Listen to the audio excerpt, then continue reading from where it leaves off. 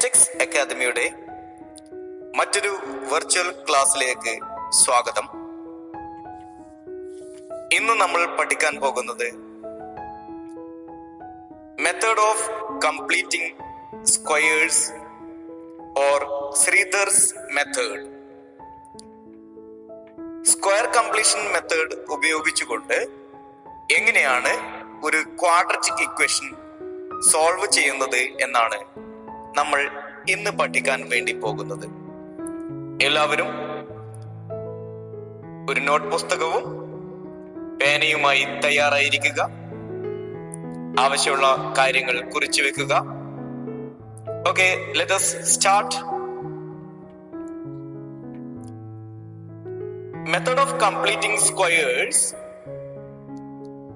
or this method is also known as Sridhar's method. Sridhar എന്ന പേരുള്ള ആളാണ് ഈ മെത്തേഡ് ഡെവലപ്പ് ചെയ്തത്.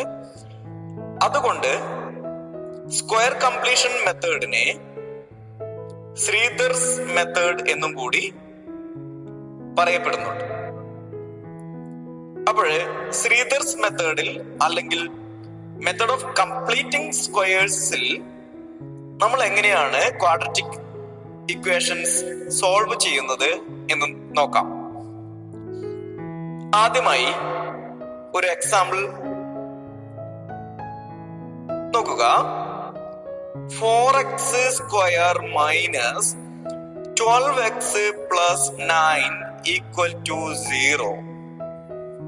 ഇവിടെ ശ്രീധർസ് മെത്തേഡിൽ സോൾവ് ചെയ്യണമെങ്കിൽ സ്ക്വയർ കംപ്ലീറ്റ് ചെയ്യുന്നുണ്ടോ ഇല്ലയോ എന്ന് ചെക്ക് ചെയ്യണം. ഇല്ല എങ്കിൽ അങ്ങനെ കംപ്ലീറ്റ് ചെയ്യിക്കണം.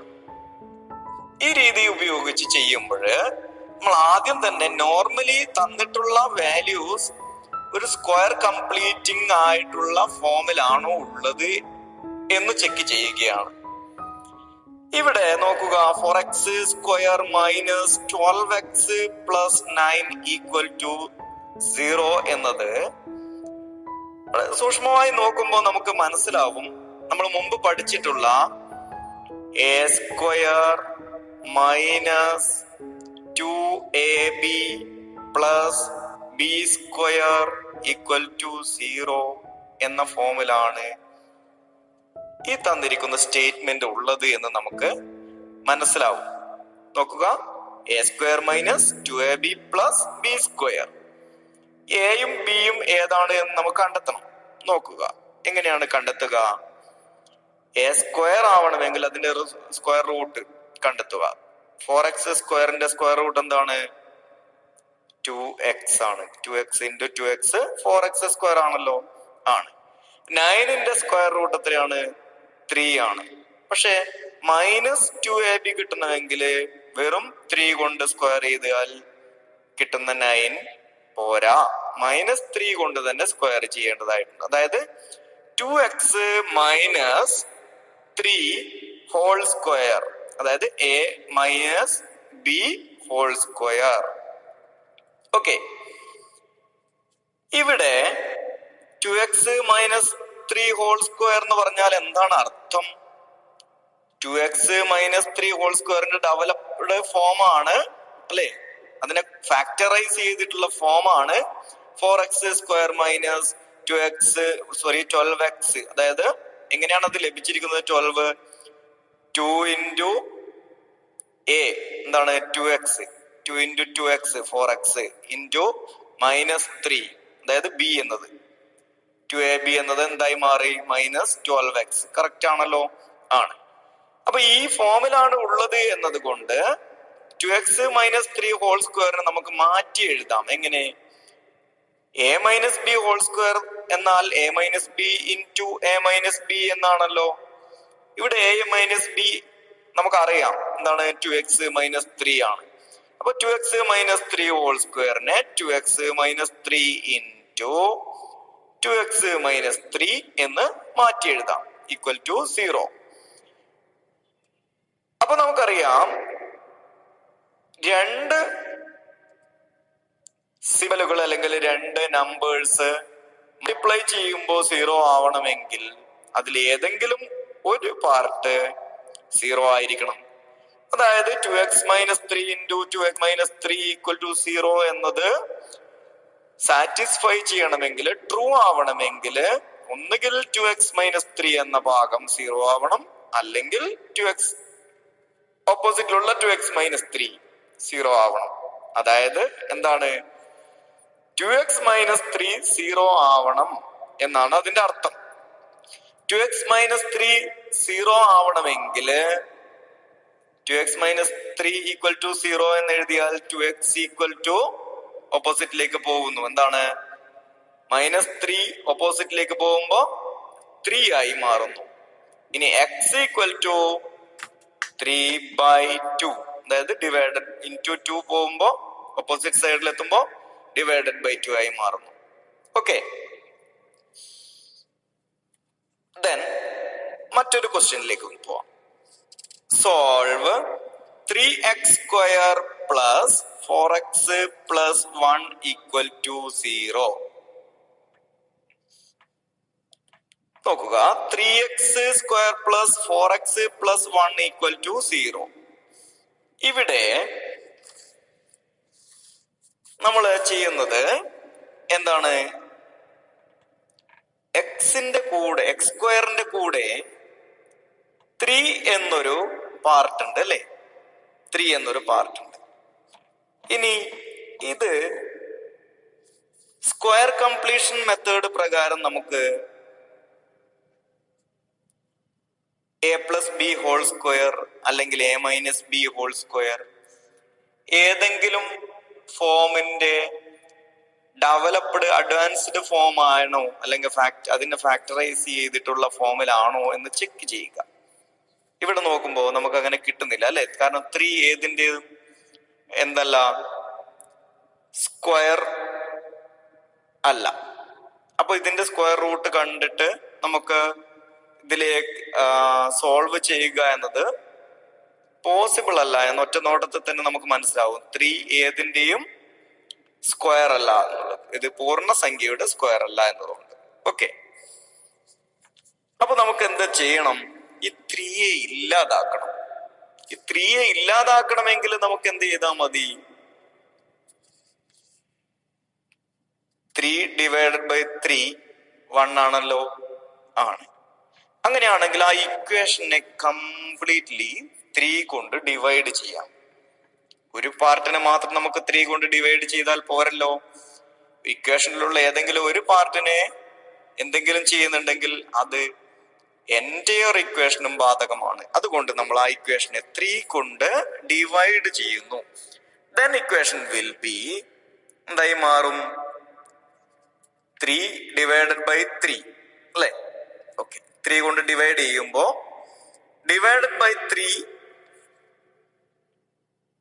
/3 എന്നത് വരുമ്പോ അവിടെ ക്യാൻസൽ ചെയ്യുകയും എന്ത് റിമൈൻ ചെയ്യുകയും ചെയ്യും, x² മാത്രം റിമൈൻ ചെയ്യും അല്ലെ. 3/3 x² എന്നുള്ളത് 3/3 നമുക്ക് ക്യാൻസൽ ചെയ്യാം, x² റിമൈൻ ചെയ്യുന്നു. പ്ലസ് ഇനി 4x എന്താ, അവിടെ തന്നെ എന്തുണ്ടാവും, 4x/3, അതായത് 4/3x എന്നും നമുക്ക് പറയാം അല്ലെ. 4x/3 എന്നും എഴുതാം, അല്ലെങ്കിൽ 4/3x എന്നും എഴുതാം, രണ്ടും ശരി തന്നെയാണ്. പ്ലസ് 1 എന്നതിന്റെ /3 അല്ലെ. എല്ലാറ്റിനെയും 3 കൊണ്ട് ഡിവൈഡ് ചെയ്യുന്നത് കൊണ്ട് ആ 1ന്റെ /3 = 0/3, ദാറ്റ് ഈസ് ഈക്വൽ ടു 0 തന്നെ. അതുകൊണ്ട് 0 എന്ന് തന്നെ എഴുതുന്നു. ഇനി x² + 4/3x = -1/3, അതായത് 1/3 ഓപ്പോസിറ്റിലേക്ക് പോകുന്നു, നേരം എന്തായി മാറുന്നു, x² + 4/3x = -1/3. ഇനി ശ്രദ്ധിക്കേണ്ട കാര്യം, ഇതിനെ സ്ക്വയർ കംപ്ലീറ്റ് ചെയ്യുകയാണ്. സ്ക്വയർ പാർട്ട് ആയിട്ട് അല്ല ഇവിടെ ഉള്ളത്. അതായത് 2AB എന്ന് പറയുന്ന ഒരു ഭാഗം നമുക്ക് കറക്റ്റ് ആയിട്ട് വരില്ല. ആ കറക്റ്റായി വരുന്നതിന് വേണ്ടിയിട്ട് നമ്മൾ ഒരു കാര്യം ചെയ്യും. അതായത് അതിന്റെ ഓപ്പോസിറ്റ് ഫങ്ഷൻ ചെയ്യുകയാണ്, അതിനെ കറക്റ്റിലേക്ക് എത്തിക്കാൻ വേണ്ടിയിട്ട്, സ്ക്വയർ കംപ്ലീറ്റ് ചെയ്യുന്നതിന് വേണ്ടിയിട്ട്. Adding the squares of half of the coefficient of x to both sides.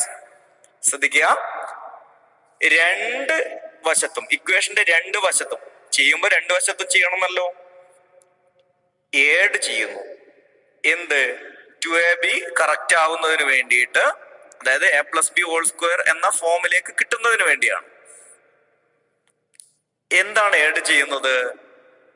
Half the coefficient of X. എക്സിന്റെ കോഎഫിഷ്യന്റ് എത്രയാണ്? 4/3. 4/3 ഡിവൈഡഡ് ബൈ 2, അതായത് 4/3 ഇൻറ്റു 1/2 ഹോൾ സ്ക്വയർ. ഓക്കെ, ഇതിനെ നമ്മള് ആഡ് ചെയ്യുന്നു. ഇക്വേഷന്റെ രണ്ട് സൈഡിൽ ആഡ് ചെയ്യണം. ഓർക്കുക, 4/3 ഇൻറ്റു 1/2 അതെങ്ങനെയാണ്? ഹാഫ് ആക്കുമ്പോൾ 4/3 ഡിവൈഡഡ് ബൈ 2 എന്നാണ്. 2 എന്ന് പറഞ്ഞാൽ 2/1 ആണ്. That is equal two into 1/2 എന്നായി മാറും. അതായത് റെസിപ്രോക്കൽ കൊണ്ട് മൾട്ടിപ്ലൈ ചെയ്യുകയാണ് കേട്ടോ. Okay, that is 4 into 1 4, 3 into 2 എത്രയാണ്? 6. ഈ 4/6 ഹോൾ സ്ക്വയർ, അതായത് 16 ഡിവൈഡഡ് ബൈ 36. 16 ഡിവൈഡഡ് ബൈ 36 എന്നത് വീണ്ടും അതിനെ ചെറുതാക്കിയാൽ നമുക്ക് എത്രയാണ് കിട്ടുക? 4/9. 4 ഡിവൈഡഡ് ബൈ 9. ഓക്കെ, ഈ 4 ഡിവൈഡഡ് ബൈ 9 എന്ന നമ്പറിനെയാണ് നമ്മൾ രണ്ട് സൈഡിലും ആഡ് ചെയ്യേണ്ടത്. നോക്കുക, ഇപ്പോഴുള്ള ഇക്വേഷന്റെ form x² plus 4/3x plus എത്ര ആഡ് ചെയ്യണം? 4/9 ഈക്വൽ ടു മൈനസ് 1/3 പ്ലസ് എത്ര ആഡ് ചെയ്യണം? 4 ഡിവൈഡഡ് ബൈ 9. ഇങ്ങനെ ചെയ്തതിന് ശേഷം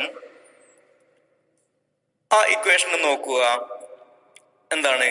X plus 2/3 whole square equal to minus 3 plus 4 divided by 9 എന്നായി മാറിയിട്ടുണ്ട്. എങ്ങനെയാണ് ഇത് മാറിയിട്ടുള്ളത്? എക്സ് പ്ലസ് 2/3 ഹോൾ സ്ക്വയർ, അതായത് x² plus 2 into x into 2/3 plus 2/3 whole square, അതായത് a+b ഹോൾ സ്ക്വയർ എന്ന ഫോമിലാണ് അത് ഉള്ളത് എന്നതുകൊണ്ട്. ക്ലിയർ ആണല്ലോ? ഇനി ദാറ്റ്സ് ഈക്വൽ ടു ഓപ്പോസിറ്റിൽ എന്താണ് ഉള്ളത്? -3 പ്ലസ് 4 ഡിവൈഡഡ് ബൈ 9. എങ്ങനെയാണ്? -1/3 എന്ന് പറഞ്ഞാല് -3/9 ആണല്ലോ, പ്ലസ് 4/9. അപ്പൊ -3 പ്ലസ് 4 എന്നത് ആൻസർ എന്ത് കിട്ടും? 1 കിട്ടും. അപ്പൊ 1/9. So x plus 2/3 whole square equal to 1/9 എന്ന് നമുക്ക് കിട്ടി. ഇവിടെ നിന്ന് നമുക്ക് രണ്ട് രീതിയിൽ വേണമെങ്കിൽ മൂവ് ചെയ്യാം. പക്ഷെ എളുപ്പമുള്ള രീതി ആദ്യം പറയാം. എക്സ് പ്ലസ് 2/3 ഹോൾ സ്ക്വയർ എന്നത് 1/9 ആണ്. അതിന്റെ അർത്ഥം x plus 2/3 equal to square root of 1/9. അതായത് ആ സ്ക്വയർ കളഞ്ഞു, അപ്പുറത്തെത്തുമ്പോ സ്ക്വയർ റൂട്ടായി മാറി. ദാറ്റ്സ് ഈക്വൽ ടു എക്സിന്റെ വാല്യൂ എന്ത് കിട്ടി? 1/9 സ്ക്വയർ റൂട്ട്. 1/9 സ്ക്വയർ റൂട്ട് നമുക്കറിയാം, ഒന്നുകിൽ പോസിറ്റീവ് 1/3 അല്ലെങ്കിൽ നെഗറ്റീവ് 1/3. രണ്ടും അതിന് ട്രൂ ആവുന്നതാണ്. അതുകൊണ്ട് സോ എക്സ് ഈക്വൽ ടു ഒന്നുകിൽ പോസിറ്റീവ് 1/3 അല്ലെങ്കിൽ നെഗറ്റീവ് 1/3. പോസിറ്റീവ് 1/3 ആണ് എങ്കിൽ, എക്സ് പോസിറ്റീവ് 1/3 ആണ് എങ്കിൽ എന്താണ്? 1/3 minus 2/3. 1/3 minus 2/3 equal to 1/3 minus 2/3 എത്രയാണ്? 1/3 മൈനസ് 2/3 എന്നത് നോക്കുക, ഇവിടെ